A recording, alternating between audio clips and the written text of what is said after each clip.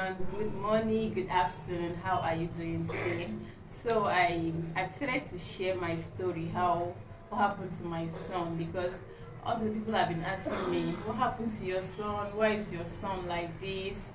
I've not really shared the story because each time I want to talk about it, it always gets to me, it makes me cry, it makes me go so emotional. So I don't like sharing the story, but I decided to share it so that other people will learn from my mistake. So in 2018, when I gave birth to my son, according to the doctors, my son had birth asphyxia because I labored for long. And the hospital where I gave birth to him didn't have oxygen immediately. So after the stress, my son was diagnosed with birth asphyxia. So I actually blame Nigerian government and Nigerian pastors for what happened to my son. Nigerian government and Nigerian pastors, they actually put me in a journey of no return, because if there was an oxygen the day I gave birth to my son, this boyhood condition wouldn't have been like this. And if the pastor have not done everything he did to my son, this still wouldn't have been like this for my son as well. So I gave birth to my son in a private hospital because the government hospital where I registered went on strike. The time I was almost put into bed, so I never had option. I went to a private hospital, a very big one for that matter. But the time I gave birth to my son, the hospitals, because my son was very big, he didn't cry much, but he cried.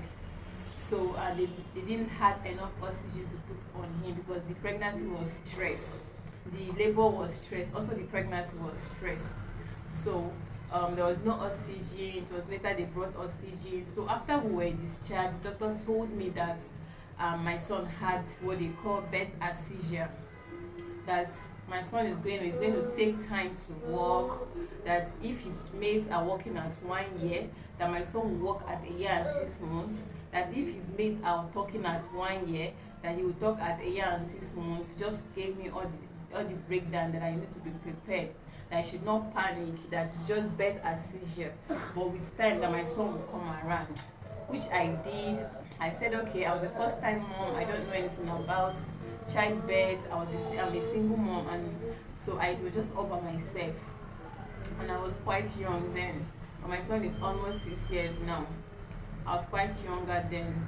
So after then, I told my family and some of my friends. They were like, no, somebody told me that that one was God, that one was doctor's report, that have I heard from God, what did God have to say about my son, that they're going to take me to a church, which I said, okay, what do I know? I've never given birth, I've not taken care of a child before.